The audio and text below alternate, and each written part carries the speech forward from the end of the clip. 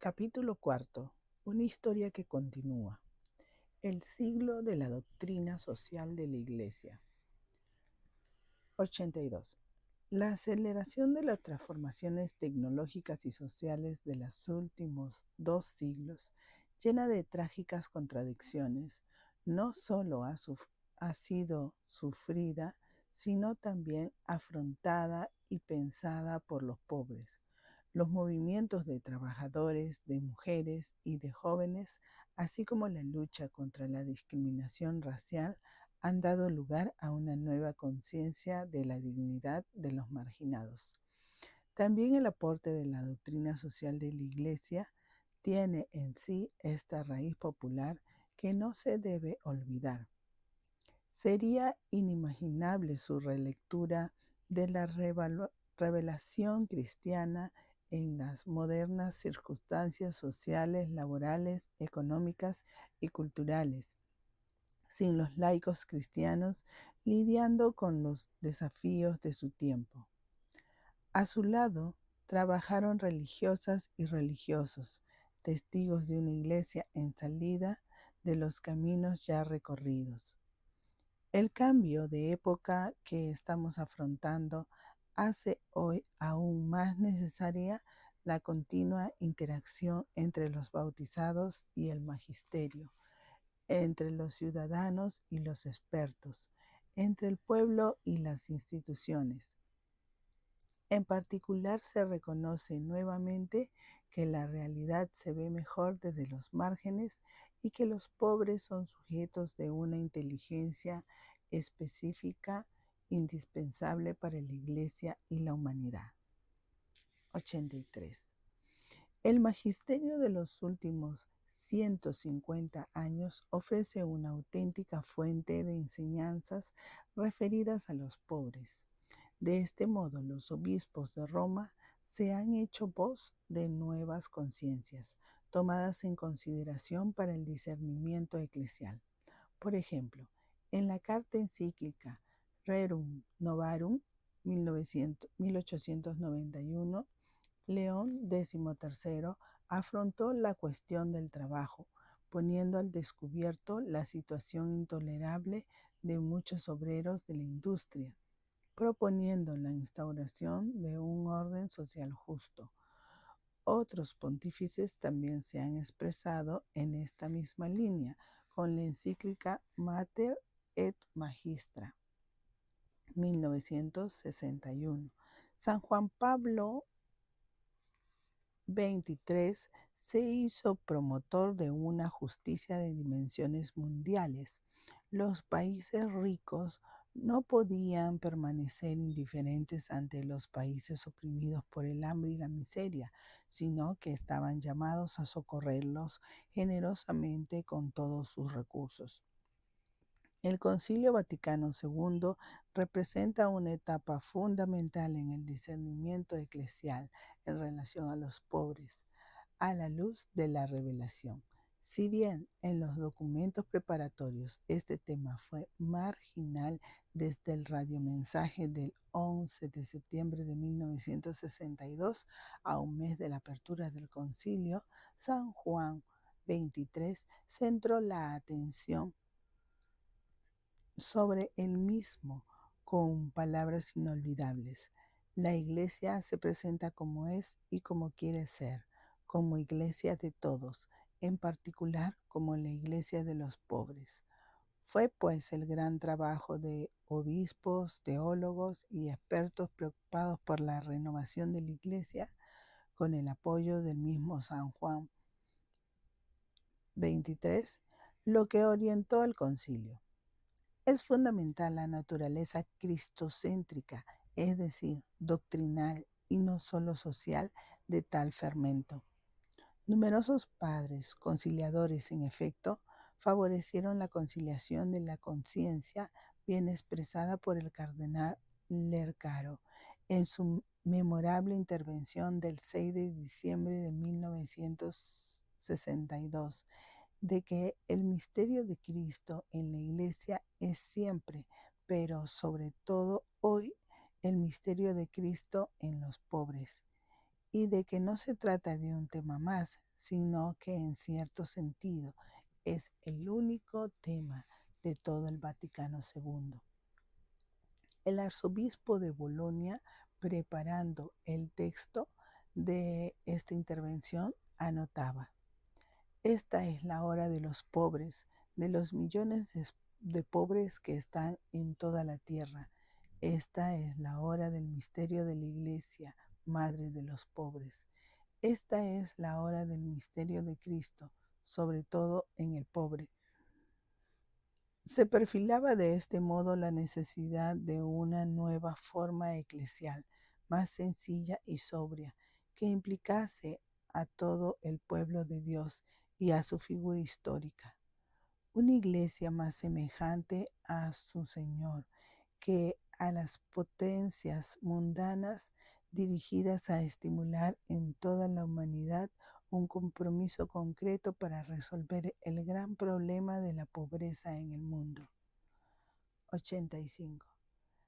San Pablo VI, con ocasión de la apertura de la segunda sesión del concilio, retomó el tema planteado por su predecesor respecto a la Iglesia que mira con particular interés a los pobres, a los necesitados, a los afligidos, a los hambrientos, a los enfermos, a los encarcelados. Es decir, mira a toda la humanidad que sufre y que llora. Esta le pertenece por derecho evangélico. En la audiencia general del 11 de noviembre de 1964, subrayó que el pobre es representante de Cristo y acercando la imagen del Señor en los últimos a la que se manifiesta en el Papa, afirmó: la presentación de Cristo en el pobre es universal. Todo pobre refleja a Cristo. La del Papa es personal. El pobre y Pedro pueden coincidir, pueden ser la misma persona, revestida de una doble representación, la de la pobreza y la de la autoridad. De este modo, el vínculo intrínseco sobre la Iglesia y los pobres era expresado simbólicamente con una original claridad. En la Constitución Pastoral Gaudium et Spes, actualizando la herencia de los padres de la Iglesia, el concilio afirmó con fuerza el destino universal de los bienes de la tierra y la función social de la propiedad que deriva de ello. Dios ha destinado la tierra y cuanto ella contiene para uso de los hombres y pueblos. En consecuencia, los bienes creados deben llegar a todos. Por tanto, el hombre, al usarlo, no debe tener las cosas exteriores que legítimamente posee como exclusivamente suyas, sino también como comunes, en el sentido de que no le aprovechen a él solamente, sino también a los demás. Por lo demás, el derecho a poseer una parte de bienes suficiente para sí mismos y para sus familias es un derecho que a todos corresponde. Quien se halla en situación de necesidad extrema tiene derecho a tomar de la riqueza ajena lo necesario para sí. La misma propiedad privada tiene también, por su misma naturaleza, una índole social, cuyo fundamento reside en el destino común de los bienes. Cuando esta índole social es descuidada, la propiedad muchas veces se convierte en ocasión de ambiciones y graves desórdenes. Esta convicción fue impulsada nuevamente por San Pablo VI en la encíclica Populorum Progressio, donde leemos que nadie puede considerarse autorizado a reservarse en uso exclusivo lo que supera a la propia necesidad cuando a los demás les falta lo necesario. En su intervención en las Naciones Unidas, el Papa Montini se presentó como el abogado de los pueblos pobres, solicitando a la comunidad internacional la edificación de un mundo solidario. 87. Con San Juan Pablo II se consolida, al menos en el ámbito doctrinal, la relación preferencial de la Iglesia con los pobres. Su magisterio ha reconocido, en efecto, que la opción por los pobres es una forma especial de primacía en el ejercicio de la caridad cristiana, de la cual da testimonio toda la tradición de la Iglesia. En la encíclica Solicitudo Rei Socialis, escribe también que hoy, vista la dimensión mundial que ha adquirido la cuestión social, este amor preferencial con las decisiones que nos inspira no puede dejar de abarcar a las inmensas muchedumbres de hambrientos, mendigos, sin techo, sin cuidados médicos y sobre todo sin esperanza de un futuro mejor. No se puede olvidar la existencia de esta realidad. Ignorarlo significaría parecernos al rico Pulón, que fingía no conocer al mendigo Lázaro postrado a su puerta. Su enseñanza sobre el trabajo adquiere importancia cuando queremos pensar en el rol activo de los pobres en la renovación de la Iglesia y de la sociedad, dejando atrás el paternalismo de la mera asistencia de sus necesidades inmediatas. En la encíclica Laborem Exercens afirma: el trabajo humano es una clave, quizás la clave esencial de toda la cuestión social. 88. Frente a las múltiples crisis que han caracterizado el comienzo del tercer milenio, la lectura de Benedicto XVI se hace más marcadamente política. Así, en la carta encíclica Caritas in Veritate, afirma que se ama al prójimo tanto más eficazmente cuanto más se trabaja por el bien común, que responda también a sus necesidades reales.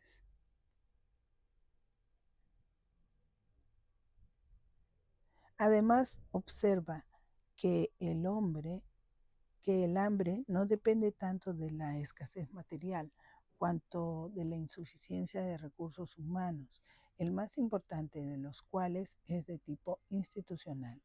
Es decir, falta un sistema de instituciones económicas capaces tanto de asegurar que se tenga acceso al agua y a la comida de manera regular y adecuada desde el punto de vista nutricional, como de afrontar las exigencias relacionadas con las necesidades primarias y con las emergencias de crisis alimentarias reales, provocadas por causas naturales o la irresponsabilidad política nacional e internacional. 89. El Papa Francisco ha reconocido como, además del magisterio de los obispos de Roma, en los últimos decenios se ha hecho cada vez más frecuentes los posicionamientos adoptados por las conferencias episcopales nacionales y regionales al respecto. Por ejemplo, él pudo testimoniar en primera persona el compromiso particular del episcopado latinoamericano al reflexionar sobre la relación de la Iglesia con los pobres. En el periodo postconciliar, en casi todos los países de América Latina se sintió fuertemente la identificación de la Iglesia con los pobres y la participación activa en su rescate. Fue el corazón mismo de la Iglesia el que se conmovió ante tanta gente pobre que sufría desempleo, subempleo, salarios inicuos y estaba obligada a vivir en condiciones miserables. El martirio de San Óscar Romero, arzobispo de San Salvador, fue al mismo tiempo un testimonio y una exhortación viva para la Iglesia. Él sintió cómo el drama de la gran mayoría de sus fieles y los hizo el centro de su opción pastoral. Las conferencias del episcopado latinoamericano en Medellín, Puebla, Santo Domingo y Aparecida constituyen etapas significativas también para toda la Iglesia. Yo mismo, misionero durante largos años en Perú, debo mucho a este camino de discernimiento eclesial que el Papa Francisco ha sabido unir sabiamente al de otras iglesias particulares, especialmente la del sur global. Ahora quisiera referirme a dos temas específicos en este magisterio episcopal.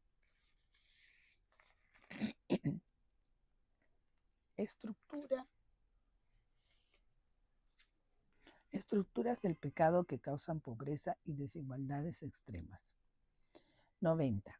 En Medellín, los obispos se pronunciaron en favor de la opción preferencial por los pobres. Cristo, nuestro Salvador, no solo amó a los pobres, sino que siendo rico se hizo pobre, vivió en la pobreza, centró su misión en el anuncio a los pobres de su liberación y fundó su iglesia como signo de esa pobreza entre los hombres.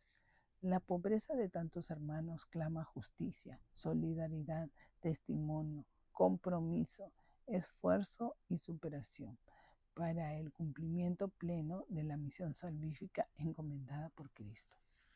Los obispos afirmaron con fuerza que la Iglesia, para ser plenamente fiel a su vocación, no solo debe compartir la condición de los pobres, sino también ponerse de su lado, comprometiéndose diligentemente en su promoción integral.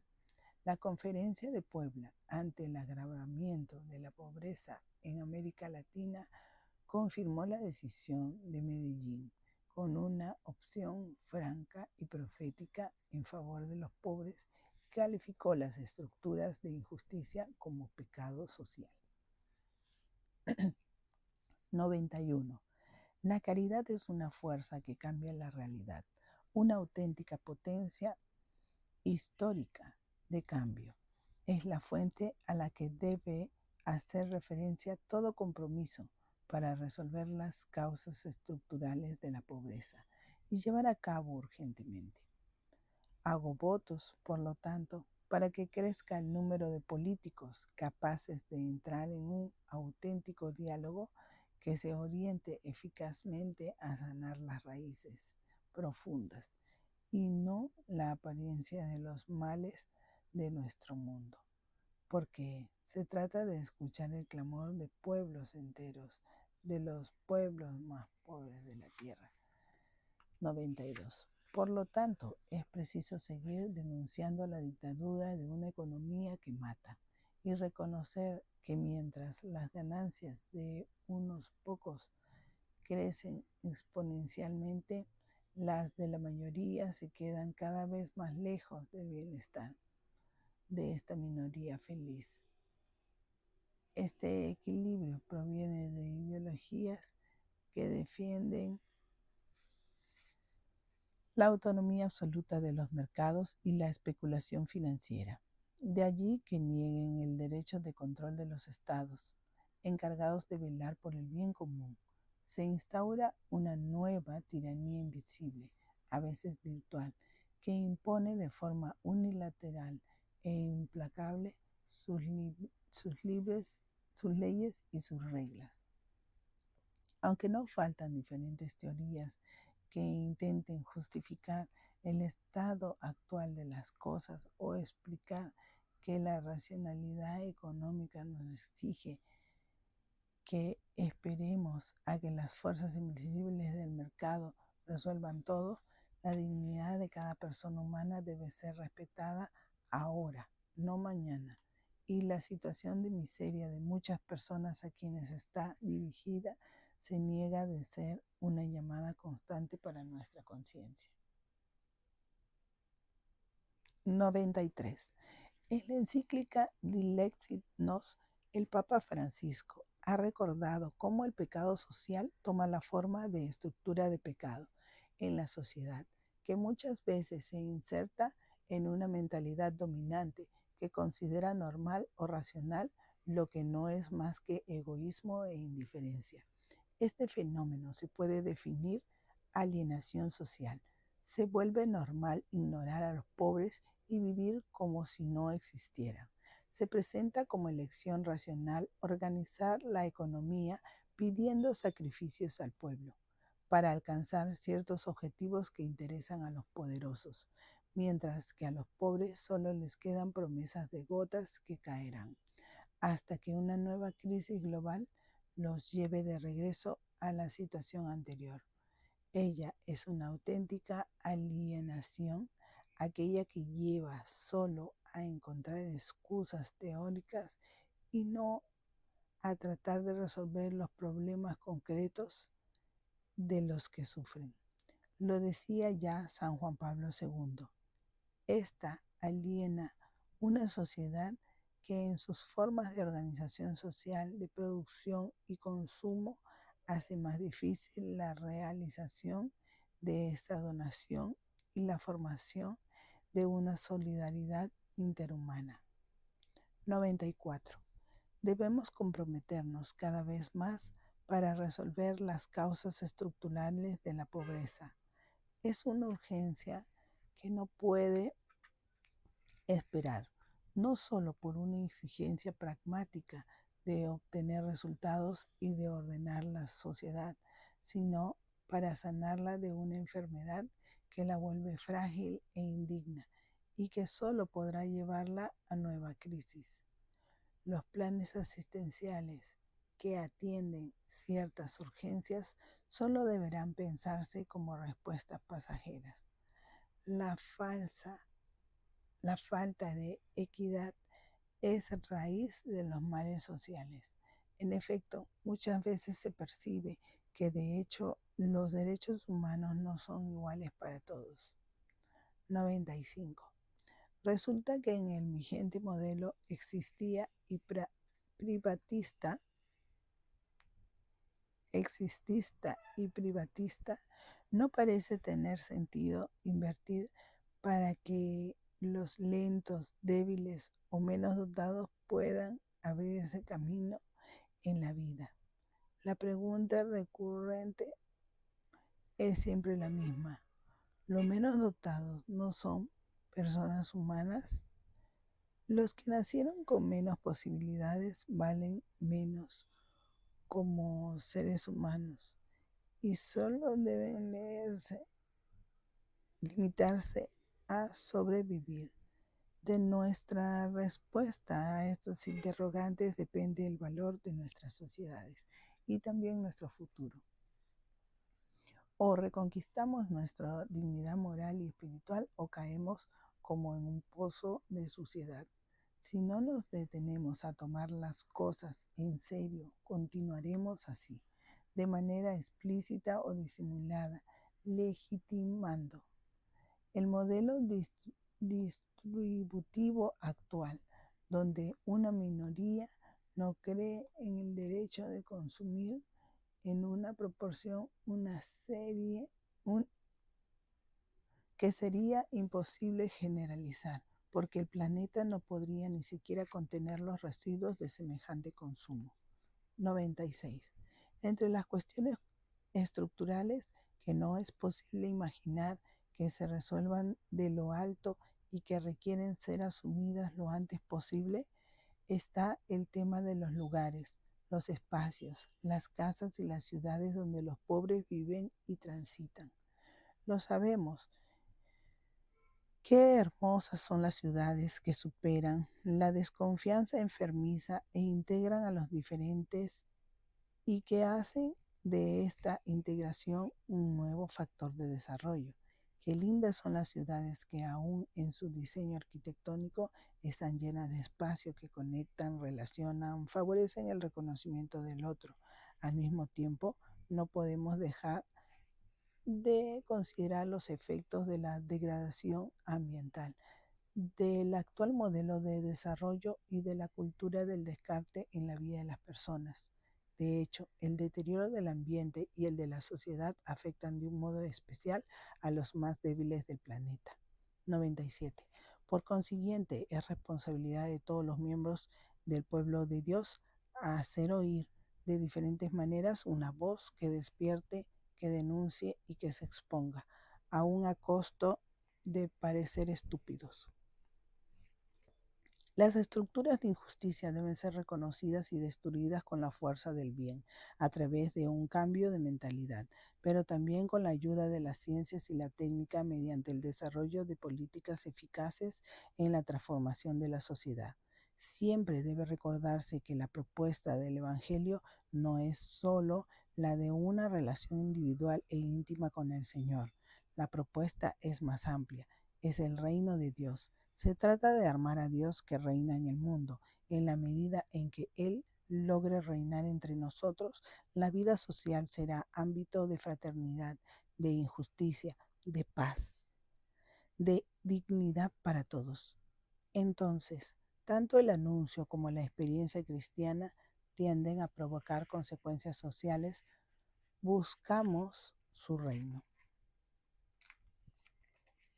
98. En fin, un documento que al principio no fue bien acogido por algunos nos ofrece una reflexión siempre actual.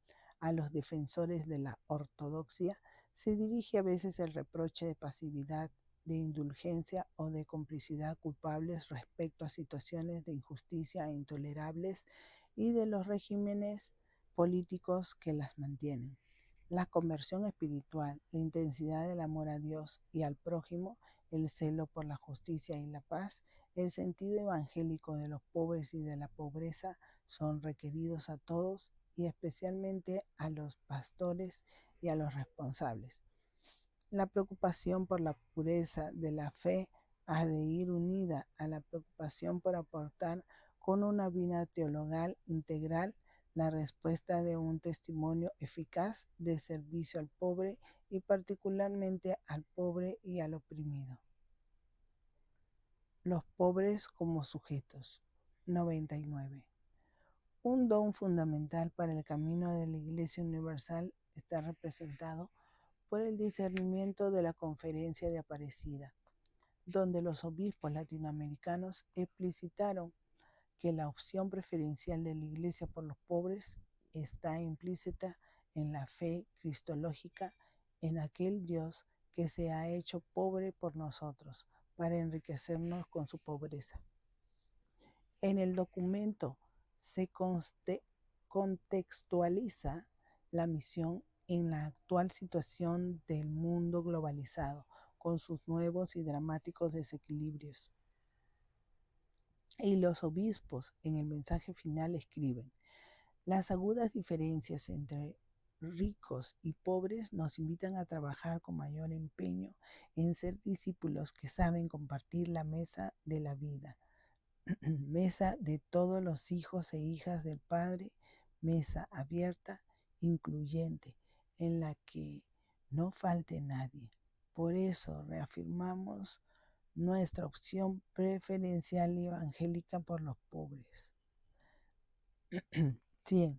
Al mismo tiempo, el documento profundizado, un tema ya presente en las conferencias precedentes del Episcopado de América Latina, insiste en la necesidad de considerar a las comunidades marginadas como sujetos capaces de crear su propia cultura, más que como objetos de beneficencia. Esto implica que dichas comunidades tienen el derecho de vivir el Evangelio, de celebrar y comunicar la fe, según los valores presentes en su cultura. La experiencia de la pobreza les da la capacidad para reconocer aspectos de la realidad que otros no son capaces de ver, y por esta razón la sociedad necesita escucharlos. Lo mismo vale para la Iglesia, que debe valorizar positivamente la manera popular que ellos tienen de vivir la fe. Un hermoso texto del documento final de Aparecida nos ayuda a reflexionar sobre este punto para encontrar la actitud correcta sobre la cercanía que nos hace amigos, nos permite apreciar profundamente los valores de los pobres de hoy, sus legítimos anhelos y su modo propio de vivir la fe. Día a día, los pobres se hacen sujetos de la evangelización y de la promoción humana integral, educan a sus hijos en la fe, viven una constante solidaridad entre parientes y vecinos y buscan constantemente a Dios y dan vida al peregrinar de la iglesia. A la luz del Evangelio reconocemos su inmensa dignidad y su valor sagrado a los ojos de Cristo, pobre como ellos y excluido entre ellos. Desde esta experiencia creyente, compartiremos con ellos la defensa de sus derechos. 101. Todo esto comporta la presencia de un aspecto en la opción por los pobres que debemos recordar constantemente.